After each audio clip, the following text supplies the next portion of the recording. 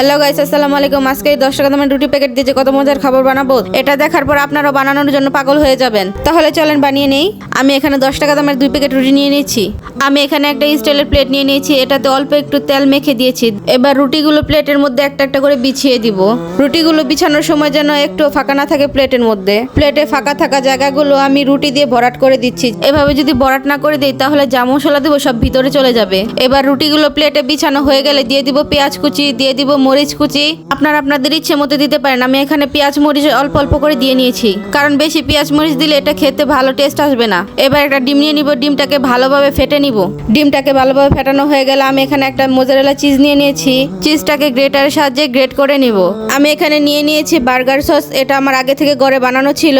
আপনারা চাইলে এই বার্গার সসের রেসিপিটা ফেসবুক পেজে কিংবা ইউটিউব চ্যানেলে দেখে আসতে পারেন, বায়োতে লিঙ্ক দেওয়া আছে। আমি এখানে বার্গার সসটা দিয়ে দিব অল্প অল্প করে, একটা চামচের সাহায্যে সব জায়গাতে মিশিয়ে দিব, না হলে সসগুলো ভালো মতো মিশবে না। সসগুলো রুটির সব জায়গায় দেওয়া হয়ে গেলে এবার দিয়ে দিব টমেটো সস। সসগুলো আমি একেবারে লেটায় দিব না, অল্প অল্প করে ফোটা ফোটা করে দেব, যাতে সৌন্দর্য বাড়ে, দেখতে কিছুটা পিৎজা পিৎজা মনে হয়। এবার টমেটো সসটা দেওয়া হয়ে গেলে ফেটানো রাখা ডিমটা দিয়ে দিব। চামচ দিয়ে অল্প অল্প করে সব জায়গা দিয়ে নেবেন। আপনারা চাইলে একটা ডিম দিয়ে না, 2-3টা ডিম দিয়েও বানাতে পারেন। আমি এখানে একটা ডিম দিয়েই বানাবো। ডিমটা দেওয়া হয়ে গেলে আগে থেকে গ্রেট করে রাখা চিজগুলো দিয়ে দিব। চিজগুলো দেওয়া হয়ে গেলে আমি এখানে পাতলা একটা তাওয়া নিয়ে নিয়েছি। এই তাওয়াটা গরম হয়ে গেলে আমি এই প্লেটটা এখানে বসিয়ে দিব। আপনাদের যাদের ওভেন আছে আপনারা ওভেনেই করে নিতে পারেন। আমি এখানে কারেন্টের চুলায় 600 হিটে 10 মিনিট গরম করে নিব। আমি এখানে একটা স্টিলের বোল দিয়ে ঢেকে দিব। 10 মিনিট হয়ে গেলে নামিয়ে নিব। 10 মিনিট হয়ে গেছে, আমি এবার এটাকে নামিয়ে নিব। এই দেখুন কতটা সুন্দর এসেছে কালার। বলে না, বুদ্ধি থাকলে গরজামে থাকতে হয় না।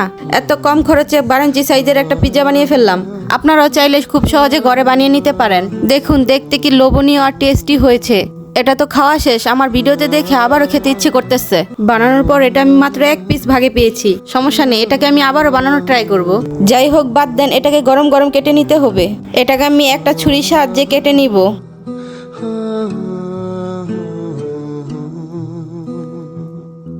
দেখুন কতটা সফট আর লোভনীয় হয়েছে।